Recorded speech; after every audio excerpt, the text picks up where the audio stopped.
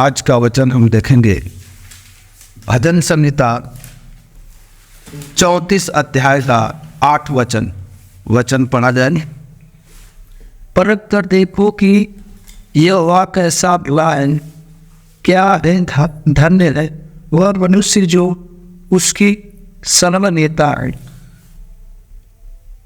तो जैसा कि हम वचन देखे हैं भजन संहिता 34 अध्याय का 8 वचन, जिसमें लिखा है परख कर देखो कि यहोवा कैसा भला है, क्या भी धन्य है वह पुरुष जो उसकी शरण लेता है। यह राजा दाऊद अपने वचन में परमेश्वर की आत्मिक उस वचन को लिखे हैं और कहते हैं कि परख कर देखो। हम सब कुछ परखते हैं, कभी मार्केट में कोई चीज खरीदते हैं उसे भी परखते हैं, कभी किसी मनुष्य से अगर हम दोस्ती करते हैं, रिश्ता जोड़ते हैं तो उसे भी जांचते हैं, परखते हैं। हर तरीके से हम परखते हैं, लेकिन बड़े यह बातें देखने और सुनने को मिलती है कि जब हमें ईश्वर की बात आती है, जब परमेश्वर की बात आती है कि सच्चा ईश्वर कौन है, सच्चा ईश्वर कौन है, हम किसके पास जाए, इस संसार का सृष्टि करता कौन है, हम सबका उद्धार करता कौन है। जब यह सुसमाचार किसी भाई बहन के साथ से जब हम सबके पास मिलता है तो बड़े ही उस वचन को सुन करके और एक शब्द लोग बोलते हैं, और वह शब्द क्या होता है? सभी ईश्वर तो एक ही है, कोई किसी नाम से बुलाता है, कोई किसी नाम से बुलाता है, सबका मन एक ही होता है, सब ईश्वर एक ही तरीके से, सब लोग यही कहते हैं। लेकिन जब हमें कुछ लेना होता है, कुछ खरीदना होता है तो बड़े जांच परख कर बोलते हैं, और बड़ा ही उसकी जांच और परख करने के बाद तब उस वस्तु को किने खरीदते हैं। लेकिन जब परमेश्वर की बात आती है तो कहते हैं सब एक ही हैं। और राजा दाऊद कहते हैं कि परख कर देखो, जैसा कि तूने कहा है कि सब एक ही हैं, ठीक है, लेकिन प्रभु यीशु मसीह को परख कर देखो। यह जब इस दुनिया में आया तो किसी राजा के घर जन्म नहीं लिया, इसका जीवन साधारण तरीके से बीता, और किसी महलों में इसका जन्म नहीं हुआ, बल्कि एक चरनी में जन्म हुआ। और जो लोग कहते हैं उनका कहना गलत साबित हुआ। परमेश्वर ने चरनी में जन्म लिया, हम मनुष्यों के साथ रहा, वह पूरी तरह से मनुष्य था और पूरी तरह से ईश्वर था। उसके 2 अंग थे, 2 रूप थे। और कहता है कि कैसा भला है वह मनुष्य, कैसा वह भला है परमेश्वर। यह सच है कि वह पृथ्वी पर जब तक था उसके हाथ में कभी कोई अस्त्र शस्त्र नहीं देखा, बल्कि क्या है, लोगों से प्रेम किया और लोगों को प्रेम की भाषा सिखाया और बताया। यहाँ तक कि जब उसको पकड़ने आए, जब उसको लोग गिरफ्तार करने आए, तो उसके चेले ने उस सिपाही का कान काट दिया तलवार से। प्रभु यीशु मसीह ने मना किया और उस तलवार चलाने वाले को डांटा, कहा ऐसा नहीं करना, क्योंकि यदि जो तुम तलवार चलाते हो आज, तो कल तुम्हारे ऊपर भी तलवार चलाई जाएगी। जिस नाव से तुम दूसरे को नापते हो उसी नाव से तुम्हें भी नापा जाएगा। परमेश्वर ने उसका विरोध किया। परमेश्वर हमारा कोई अस्त्र शस्त्र नहीं लिया, परंतु वो महान है, वह परमेश्वर है, वह सर्वशक्तिमान है।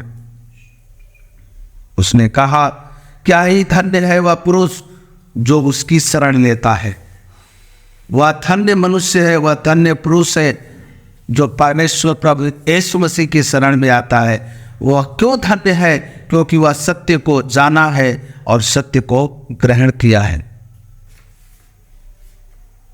परमेश्वर का वचन यदि हम मत्ती की पुस्तक में देखेंगे तो उसमें लिखा है धन्य वचन। यदि हम मत्ती की पुस्तक निकालेंगे, उसमें एक अध्याय है पहाड़ी उपदेश, मत्ती की पुस्तक 5 अध्याय, उसमें 3 से लेकर 11 तक उसमें है, सब धन्य है। उसमें लिखा है धन्य है वे जो मन के दीन हैं, धन्य है वे जो शोक करते हैं, धन्य है वे जो नम्र हैं, धन्य है वे जो धार्मिकता के भूखे और प्यासे हैं, धन्य है वे जो दयावंत हैं, धन्य है वे जिनके मन शुद्ध हैं, परमेश्वर का राज्य देखेंगे। धन्य है वे जो मेल मिलाप करने वाले हैं, क्योंकि वे परमेश्वर के पुत्र कहलाएंगे। धन्य है वे जो धार्मिकता के कारण सताए जाते हैं, क्योंकि स्वर्ग का राज्य उन्हीं का है। धन्य हो तुम जब मनुष्य के कारण तुम्हारी निंदा करे और सताए और झूठ बोलकर तुम्हारे विरोध में सब प्रकार की बुरी बातें करें। परमेश्वर का यह वचन धन्य वचन है और धन्य सभी है। इनमें से जितने लक्षण लिखा गया है, वो जितने लोग हैं, ये सभी लोग परमेश्वर के राज्य में धन्य मनुष्य हैं। परमेश्वर ने कहा कि धन्य है वे जो बिना मुझे जांचे परखे मुझे ग्रहण किया। वह मनुष्य सबसे बड़ा धन्य है जो परमेश्वर को बिना जांचे बिना परखे उसे ग्रहण कर लिया। इसी 34 अध्याय के इसमें 11 में लिखा है, हे लड़कों आओ मेरी सुनो, मैं तुमको यहोवा का भय मानना सिखाऊंगा। किसी मनुष्य से नहीं डरना, किसी मनुष्य से नहीं घबराना। यदि किसी से डरना है तो वह है परमेश्वर, क्योंकि परमेश्वर का भय मनुष्य के साथ हमेशा रहता है।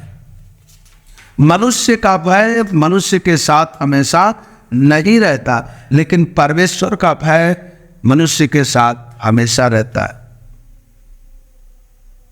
और वह भय मनुष्य को हमेशा पाप से बचाता है, पाप से दूर करता है।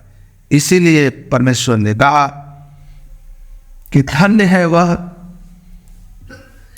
पुरुष जो उसकी शरण लेता है, जो परमेश्वर की शरण लेता है। सबसे पहले तो परमेश्वर प्रभु यीशु मसीह को जो ग्रहण करता है, जो उसकी शरण में आता है, उसका उद्धार होता है, उसके पाप क्षमा किए जाते हैं, उसके जीवन को बदल दिया जाता है। वह जीवन जो पाप में जी रहा था, बुरे विचारों में, बुरे कामों में, ईर्ष्या में, डाह में, वो सारे जीवन उसके बदल जाते हैं।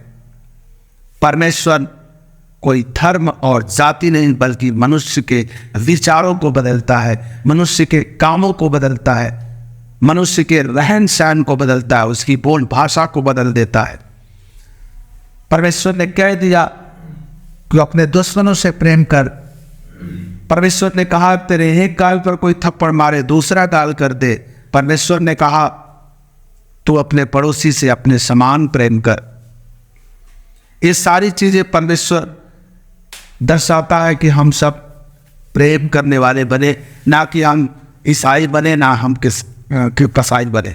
हम ईसाई कसाई नहीं बनने आए थे, ना ही हम प्रभु यीशु मसीह को ग्रहण किए हैं तो हम ईसाई कसाई हो गए। हम परमेश्वर प्रभु यीशु मसीह को ग्रहण किए हैं इसलिए कि हम उद्धार पाए लोग हैं, हम छुड़ाए गए और बचाए गए लोग हैं, हमारे अपराध क्षमा कर दिए गए, हमारे जीवन को बदल दिया गया। जो हमारा जीवन पाप में व्यतीत हो रहा था, वह जीवन धार्मिकता और आत्मिकता में व्यतीत होता है।